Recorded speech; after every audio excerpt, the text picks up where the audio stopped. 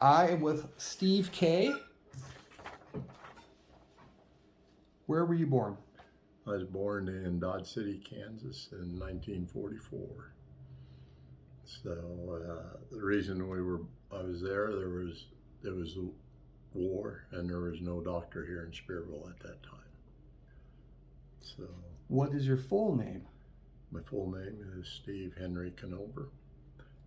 Henry was my granddad, and he was a junior, and his dad was Henry. Very good. What did you want to be when you grew up? Bigger. I didn't want to be a little kid. I always kind of grew up with mercantile. I ran up there when I was a kid, and I enjoyed seeing what was there, and I always thought maybe I would do something like that, and it turned out that I did. Was someone else in your family involved with that before you? Oh yes, my dad and my granddad, and it was put in with my granddad and his brothers and his dad. It was put in 1910. Originally they had planned that was going to be a building where they could unload their stuff from the railroad and store it as before they had to take it out to the farm. Well, the farm, it took too long to unload a rail car on into buggies and take it out to the farm, and then they would have demurrage on the rail cars. It seemed like the store is a little bit far from the railroad, though. The store here, Yeah, it seemed like it was, if it had been a little closer, been a little bit. But did they end up doing that though? that was their intention, and then other people had said, well, we would like to have a place to put equipment and the coal and the stuff coming in also. So that's when they built the mercantile, and that was built in 1910. It's a big store. I know I've always heard stories about the stuff that used to be upstairs, and I don't know how much truth there is because I don't believe everything I hear. But it was a big store. What was the upstairs primarily used for? It was used for furniture, carpets, bigger, heavy, large items that took up a lot of space. They had an elevator that they would take stuff up there, and they would have wagons and some farm equipment, the lighter stuff there in the earlier parts, linoleum. So back when they had all stuff up there, would people be allowed to go up there and kind of look around, or did they just kind of look through No, they went up and looked around. They shopped it, okay. but you had to be good going up and down the steps. They were. Yeah, it's a very tall first story in that, as I recall. So you had a lot more. 14 feet. It's pretty tall. So you had some room there, but you needed that so it would. How would I want to say this? So the airflow would come out and it wouldn't get too hot. There was no air conditioning. Makes you feel sorry for the people who have to carry that stuff up there. Well, the elevator helped. Oh, that's true. I used the elevator a lot in my time. We used it as storage, and we'd take it up and down. Just a rope elevator. It was, I believe it was 10 feet wide and 14 feet long. That's pretty big then. When's the last time you used the elevator? When was the last time I used the elevator? When I sold the building. It was still working then? Still working. Wow, that's neat. That's really cool. So I know you sold to Kelly, right? Correct. And he approached you, or would you put the word out that you were looking to? I put the word out. I was looking. I was already past 65, and it had been there 50 years, and it was time to retire and have a little more time for ourselves. That sounds good. How well do you know Kelly before you sold him the store? You know, he came in and shopped the store, and people knew I had it, was wanting to sell, and he approached me, and it was hard because as the big box stores, the Walmarts and that, they could get truckloads where we could not, and that cut into it, and it was easier to go from Spearville to Dodge or Spearville to wherever to shop, and most people were in Dodge anyway, so that was the hard part for the small towns, not only Spearville but everywhere. Yes, it seemed like the businesses. I mean, the Main Street is not nearly as congested as it used to be. I noticed that buildings are missing, and things are for sale, and nothing's really coming back in there. I think it's only going to get worse before it gets better. Well, we're a bedroom community, and as long as we can keep a school, and will be a big part of it. And I never really thought about the bedroom community until I came back now. It seems really obvious now. I didn't think of it like that. It seemed like we had everything we needed growing up. You had the IGA, you had a couple of banks, your children, you had the co-op. My grandparents used to have a laundromat, and then they had the ceramic store. It's like it seemed like everything I needed to do was here in town. yes, and there was a lot of people. I mean, there was more activity than you had. You had when I was growing up, you still had dry cleaners. You had people who sold clothing. You had 1, 2, 3 implement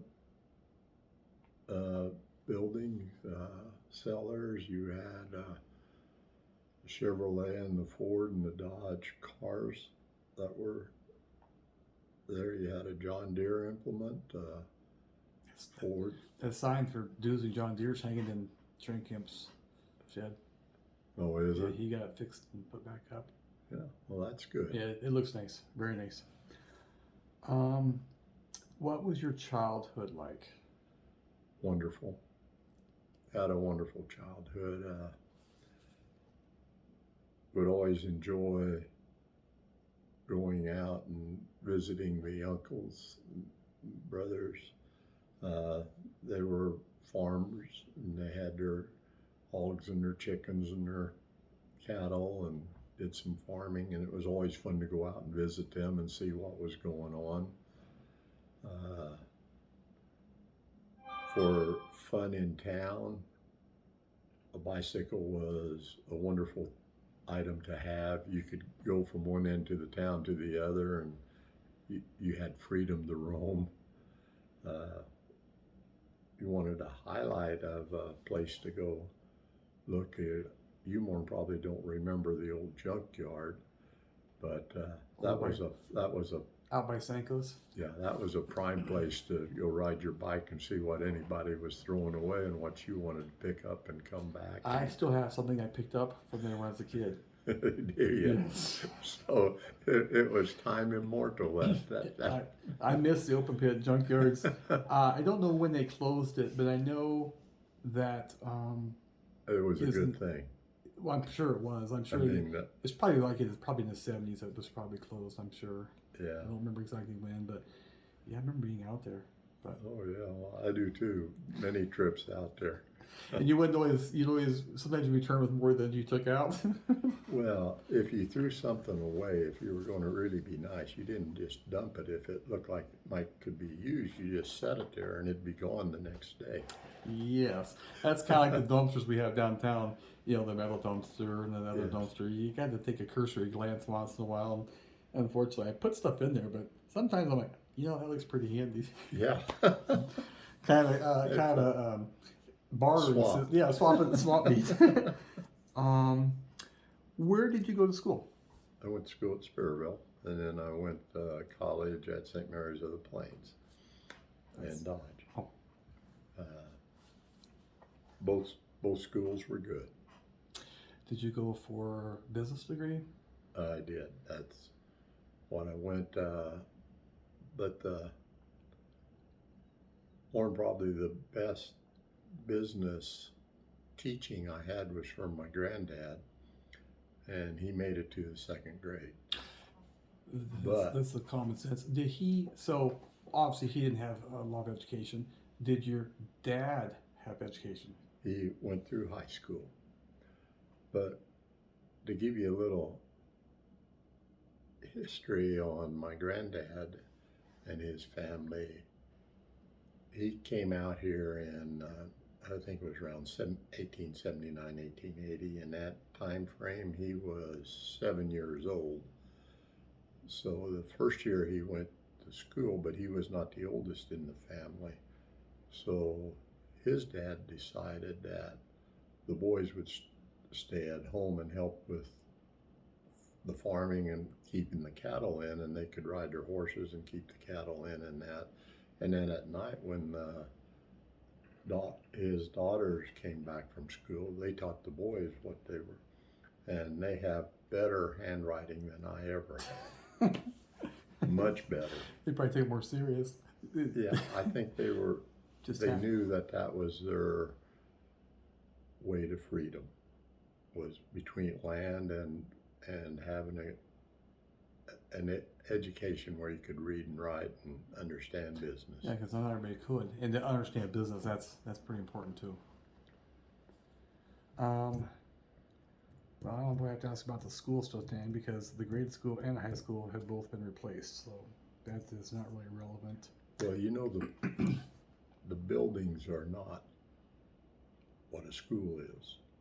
A school is what the teachers and the school board are able to convey that needs to be done. The buildings are not the most important. I think as a nation we need to remember that. Nice buildings are nice, but great teachers are better. Mm-hmm. Well, we're blessed to have good teachers and new school. That is really nice. That is a real blessing. I'm sure you remember, and I'm sure the tires were the same way when at the grade school, but the tires that we played with on the playground, they were about yay wide, and they were off the oldest cars imaginable, and there was a lot of them to play with. We rolled those around, we stacked them, you crawled through them, and they were so old. The rubber, nothing came off your hands, but they were narrow. I don't know where they found these tires to play with, Yeah. but they were really old back when I went to school there. Did you play with tires when you were a kid there? Do you remember that? You know, it's probably the same tires from when you were a kid. More probably, but everybody had old tires. But they were all there at the school, and that's what we played with. That's what you played with. Yeah, I mean, you had your slipper slide and your swings and your merry-go-round, but tires. Tires. Fun. You wouldn't see that anymore. No, that'd be. And what brought you to Spearville? So you guys were in Dodge because there was no. Well, no, we lived in Spearville. I was born in Dodge. Okay, because of the doctor. Gotcha. And they came here. So your granddad came here. What brought him here? Land. Was that when he had land that he could have or buy cheap, or family, or did he already have family here? No, they were coming out. They came out about just a little, maybe a year later than the group that came out to Windhorst. Mm-hmm. From Ohio. You know, you have to remember the railroad came through here in 1872, I think. Now, that's not a railroad like we think of now.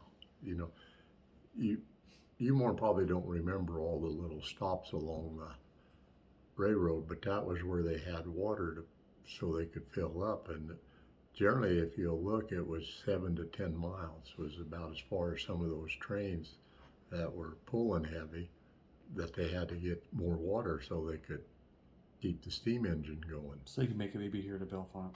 Yeah, that's right. That's right. That was it. Bellefonte, right. Offerly. There was not Nettleton. There was another one after Offerly before you got to Kinsley. Yeah, I forgot the name of that. That's where those elevators are standing. Yes. I think those are owned Arlington? by... Ardell? Ardell. Yeah, I think those are owned by... I think McKee owns them, I believe, but I'm not 100% sure on that. Mm-hmm. Yeah, those things are getting ready to fall down too. Oh, yes. What types of jobs have you worked besides the mercantile? None. Well, then I guess it's all inclusive. Went the National Guard, but That's a job. that was different. That was a learning experience, but we did enough things in the market. You got a variety of things, and it was interesting of how my granddad and his brothers that were in there, they all had a little different idea of how things were done, and I was fortunate enough that working with them, I started quite young. I got my first paycheck when I was 13. That was a big deal. Still is today. But I learned more from watching them do their work of cutting pipe and cutting meat and putting things up and how to order items, and you learn by doing. Now, when you were in school, did you play any sports, play any instruments? Played all the sports I could. I enjoyed them. The instruments and singing they would prefer I was not in the room. Unfortunately, when you're little, you still have to do it. As far as a class I took as a freshman was woodworking, and I should have taken it all 3 years. Did you make any that you still have? Still have the desk I made as a freshman. We'll have to see. Can we see that? We can later, Okay. yeah. That sounds good. Did they have any other hands-on classes besides woodworking back then? Oh, yes. You had like typing business, if that's what you were talking about, and then the rest. They had Future Farmers of America. That was a big item when I was growing up. Did you take that one? I did not. You got enough of the farming from your No. real life farming experience. No, I wanted to take a few more other classes that Did you take typing? I did. Typing was fun. It was fun unless it was after a football game or something and your fingers were rather stiff. Otherwise, yes, I was a decent typist just because I didn't want to be last in the class, so I worked hard at it. That's a good enough reason. So you worked basically one job. Oh, so you said you went to the National Guard. Was there, when you were growing up, were you around people that had been in the military? Well, when I was growing up, it was all the people that came back from World War II. And so you heard many, many of the stories. And it was very sobering what a lot of them had to go through. So that was something that it was always in my mind, and to be honest, the reason I went to the National Guard, it was at the time I was there, it was going to be National Guard or Vietnam, and that was really the choice that you were down. Now Vietnam, you could have been, Air Force, you could have been Navy, you could have been Army or whatever, but this whole area here was rich in people who once in a while would tell you stories, or they would come back and they would be talking in the store. They'd want to go in the back room and talk with Dad or something, and So in what branch of the service was your dad in? Dad was not, he was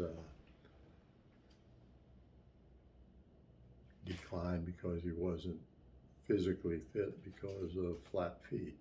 But they would But- just talk to him because he was probably the same age. They were all the same age as his dad. So while the war was on, Dad worked for the railroad. He didn't work at this. Wasn't, he stayed. He was fortunate enough he worked at Dodge, but his job was helping run the railroad or doing that part of it instead of being in the service. They need that, logistics too, though. Here, Oh yeah. what branch did you decide ultimately to go into? Did I? What branch? Oh, I was in the Army. Army. Army National Guard here at Dodge. How did you decide the Army or all the? It's just because that's what they had close. That's what they had close there, yeah. And to be honest, that was the one I got into.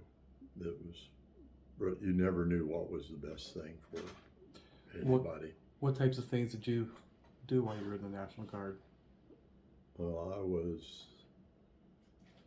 in fire directional control for the battalion. Dodge City was the battalion, and I was in the fire directional where you would sit in and figure out what orders to send down to the batteries to how to fire. So a lot of math. When I got out, they were just starting going to computers. And the computers are not like what we think now. It took 4 people to carry them. Yeah, interesting. And how long were you in the National Guard for? 6 years. That's quite a while. This is just general speaking. Any interesting stories, places traveled, or have you met anyone famous? Met a lot of people famous. There was people who came back from moving away from Spearville and coming back with their stories and with the things that they had done and worked on, and that tremendous amount of history that came out of this small town or this area, along with so many other areas that are the same thing. It was a melting pot, and people got to do things and had to fix things on their own, and they went ahead and built companies and that could do things, and that was a real blessing to listen to those people. That's hometown pride right there. Yeah, it is, but and every community has that, and that's what made it so good for us for so many years. What is on your bucket list?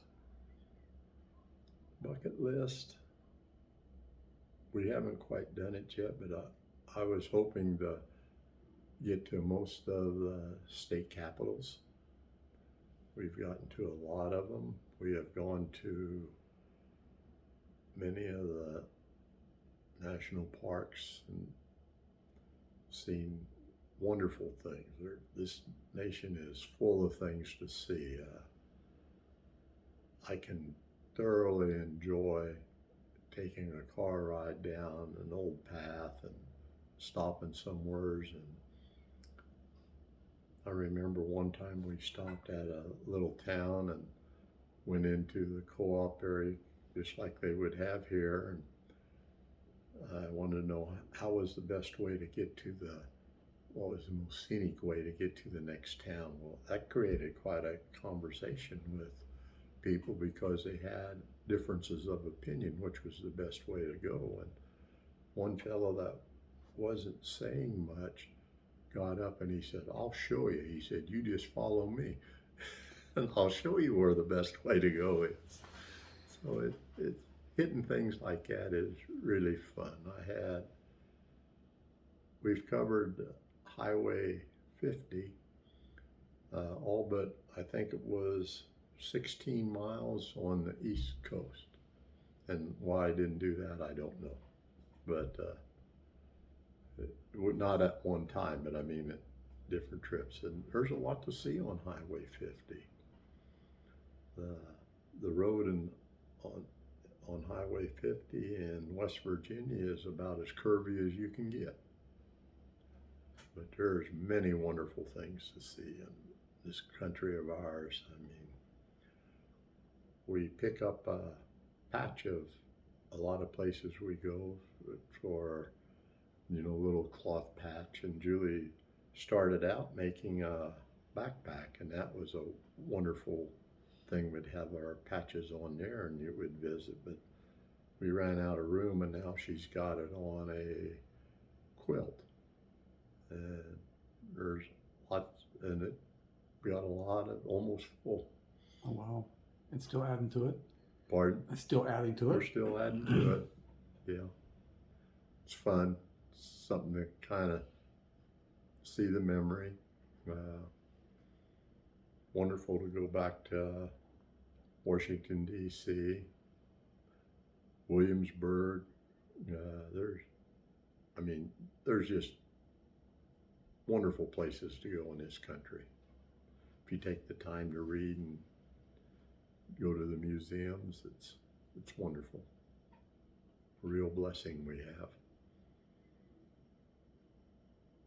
Anything else you'd like to touch on?